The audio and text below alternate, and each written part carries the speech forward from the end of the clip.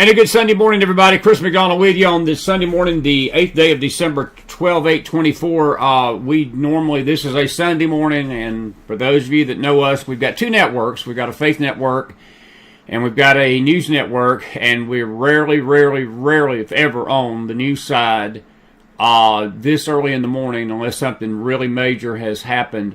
We will be bringing you a special show tonight after the Sunday night Bible study. Relating to this, James Akers, we had hoped to have him on this morning a little bit, but I'm going to keep you for about 10 to 15 minutes to update you on what's happened. For those of you that don't know, some of you do, some of you don't, but it seems that overnight the regime of Bashar al-Assad has fallen. Aleppo has been in the news over the last week or so with these rebels that have approached the capital. Aleppo is the city, ironically, that got President Trump's attention back in 2017 when Assad used chemical weapons there, and he had warned Assad twice not to do it, and Assad ignored his warning.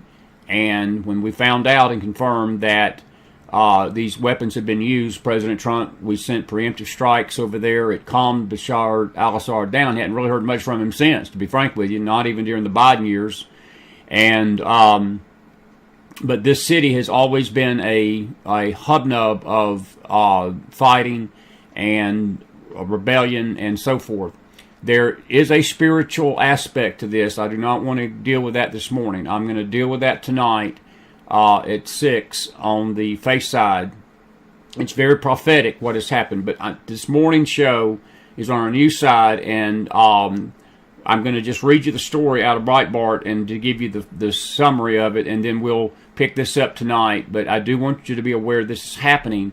It is prophetic.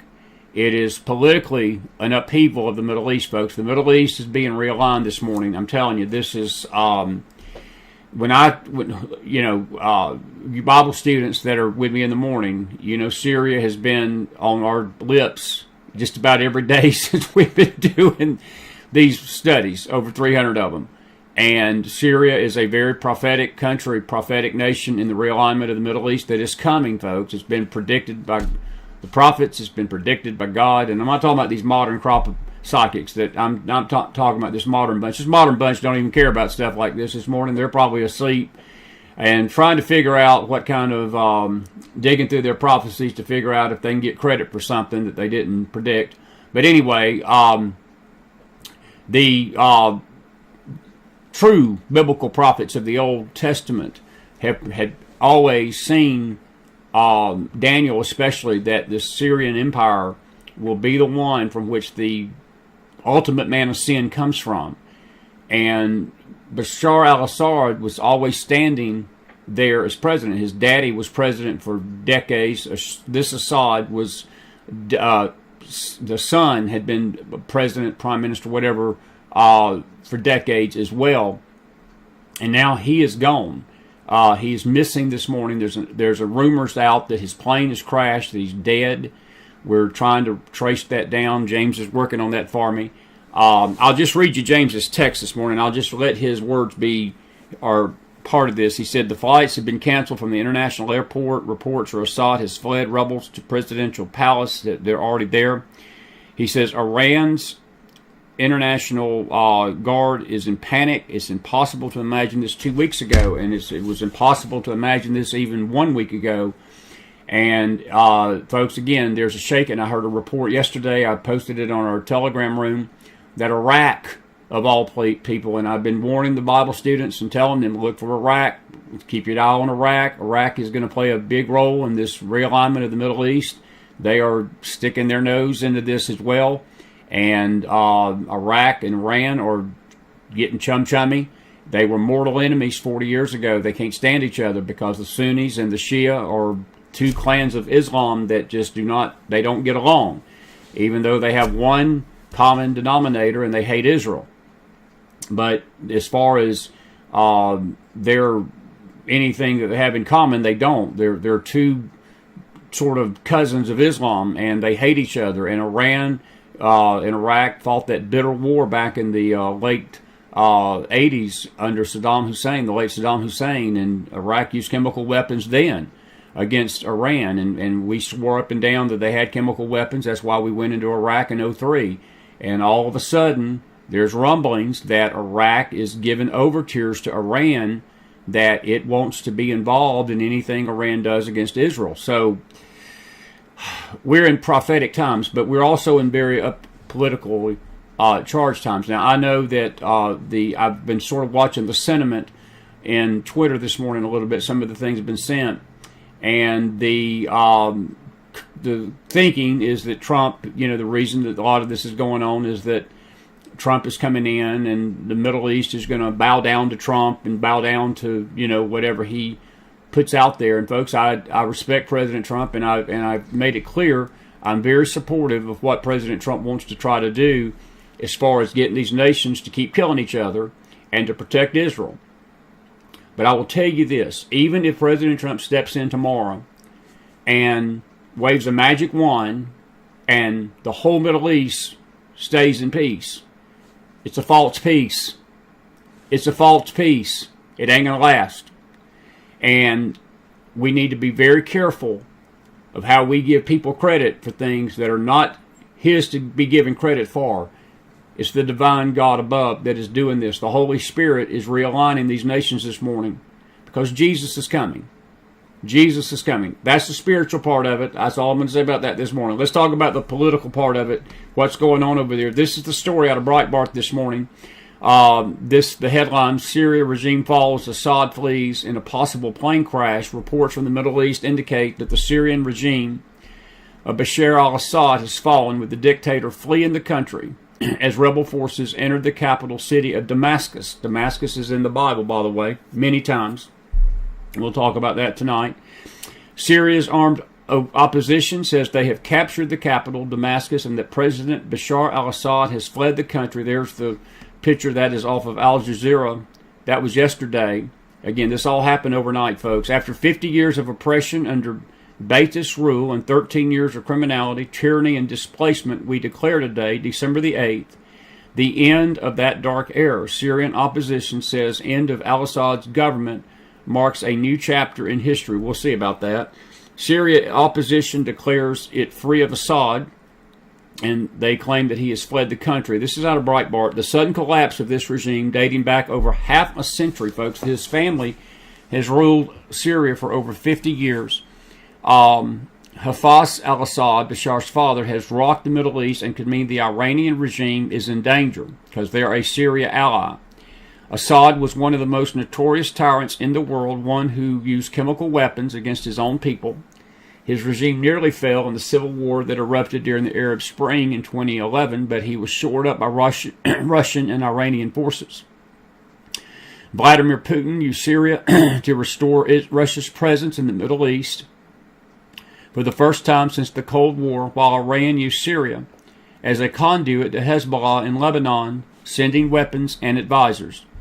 Assad has bombed rebel-held cities with no regard for civilian life. If you remember, in torturing suspected rebels, President Barack Obama drew a red line in 2012 when he said the U.S. would intervene militarily if he used chemical weapons, but then failed to act. President Donald Trump launched airstrikes against the regime in 2017 after a chemical weapons attack, firing nearly 60 cruise missiles at Syrian air bases, which had the intended effect. Trump reduced the U.S. troop presence in Syria, though small forces remain to counter threats from the so-called Islamic State, or ISIS, which still operated in the country. Turkey has also an interest in Syria, targeting Kurdish military operations in Syrian territory, but Assad remained in power, thanks a lot to Russia and Iran. Iran has used Hezbollah forces from Lebanon to defend the regime, and they were accused of carrying out the atrocities against Sunni regions. You got to remember, Iran is Shia, Iraq was Sunni, Iran is Shia, Syria is Sunni. The Syrian rebels, including radical Islamic forces affiliated with al-Qaeda, remain relatively weak, but the Third Lebanon War, which Hezbollah started by firing at Israeli cities after the Hamas terrorist attack of October the 7th, saw Hezbollah weakened and its supply lines disrupted. In the wake of the ceasefire in Lebanon, the Syrian rebels, emboldened by Hezbollah's apparent defeat, began making rapid advances and so forth. And this article goes on. We've got it on our website in the Telegram room. I don't want to keep reading all this, but let me come back over here to my screen this morning. We've got a face show coming up here in a half hour, and I'm not going to keep any much longer than this. Bottom line, there is a possibility that for the first time in 50 years that Syria is going to have a new leader. It is also possible that the effect, the ripple effect, is like throwing a rock in a pond in the Middle East. When something like this happens, there's always ripples. Boom, boom, boom, boom, boom, boom, boom. And Iran is going to be a big ripple. This could very well set the stage for a regime change in Iran as well.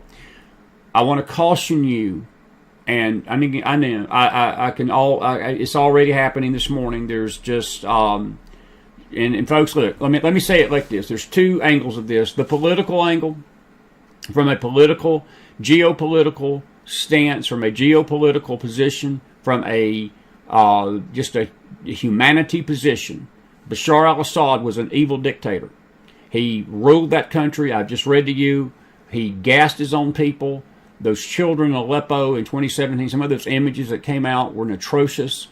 There were things that he did even in 2012 that we should have dealt with, but we had a different leader.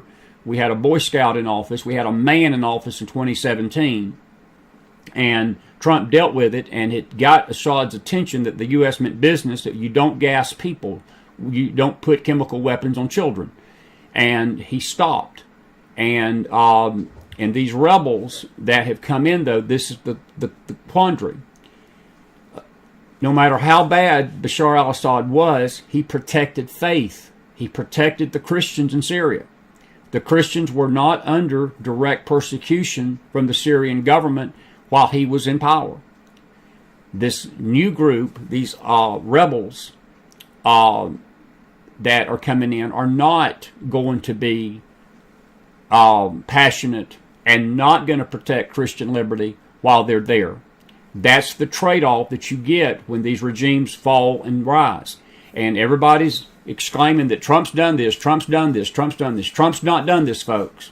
This is so similar. It is, I'm telling you, there are spiritual forces in the Middle East that are aligning themselves this morning. These things are spiritual in nature. Please understand that. I will address that directly tonight. But we need to be praying for the Syrian Christians this morning. We need to be praying for the Syrian people this morning. We need to be praying for there to be a calm and that no violence and no more bloodshed is going to be taking place. Evidently, again, there's reports that he's dead. We cannot confirm that this morning. We know that he's missing. We will have more of a handle on this tonight. I'll have my dear buddy James Akers on the phone with me. He's always my go-to guy with this. We may even get Brad Johnson on if we can get him today, because Brad knows a lot about the Syrian situation as well, and others. But I felt led this morning to come on and give you this, to make you aware of what's happening. There is an earthquake spiritually, an earthquake politically. There is a shaking going on like we have never seen, my friend, in the history of the Middle East. And it's prophetic in nature. It's politically upheaval in nature. It is going to make a difference in the way that America is seen in the Middle East and our role there. And while there are going to be some good things that will come out of this, I cannot stress this enough, folks. There's going to be an element of this that is going to be very bad for Christians of faith there. And no matter how bad Assad was, and he was not good, he protected faith. And it's sort of what's going on with Putin right now. Putin is as evil as can be, but Putin is not overtly persecuting Christians. And it's a catch-22 whenever that you see these things go on and so forth this morning. But I wanted to come on and I wanted to share this with you. And we hope that you enjoyed this, and grateful for you being here this morning with us, and so forth. And I want to just say this. I already seen somebody do it. Folks, all of this, there's none of this that's taken place that is the fulfillment of Bible prophecy. What it is doing, it is realigning the Middle East that it will be fulfilled.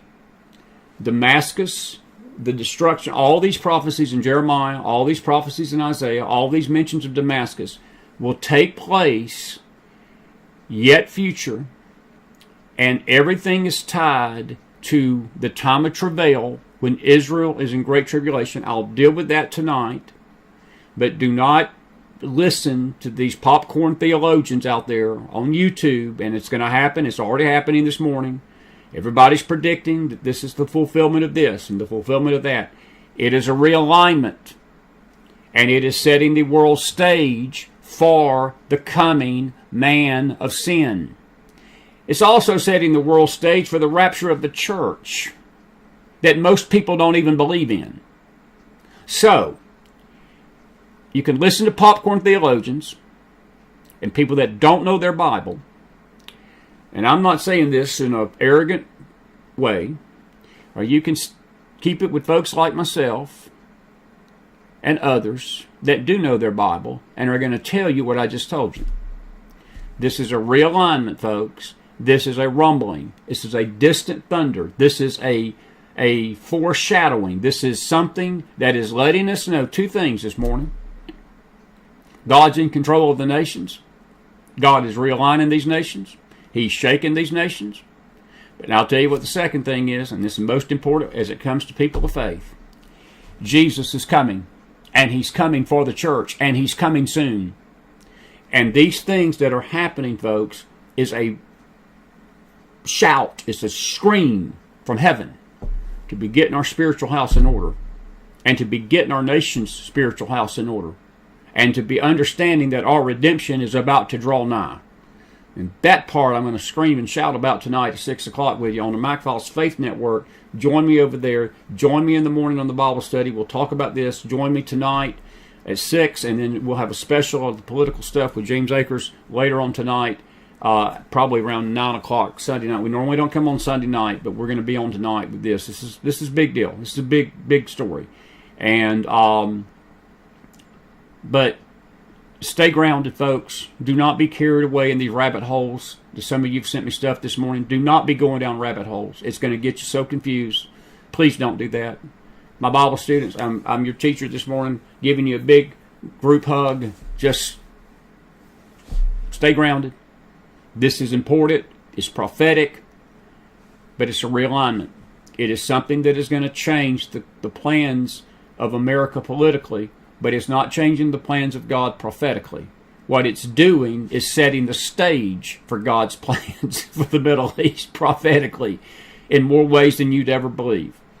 And we'll talk about that tonight. God bless you. God bless your families. I'll see you here in about a half hour, but we'll be in a jacket and we'll be having Sunday morning fellowship. We're going to be talking about the straight and the narrow. The straight and the narrow way. You don't want to miss this morning. We've been dealing with Jesus Christ, the way to God, and we're going to be dealing with the two ways. One leads to death, one leads to life, and we're going to talk about that this morning in detail. Listen, I love you. May the Lord bless you this morning. This is a faith network. Even though we're news side, we love you all. May the Lord bless you, and we'll see you back here. We'll see you back here in about a half hour on the news side and the faith side. Have a good day.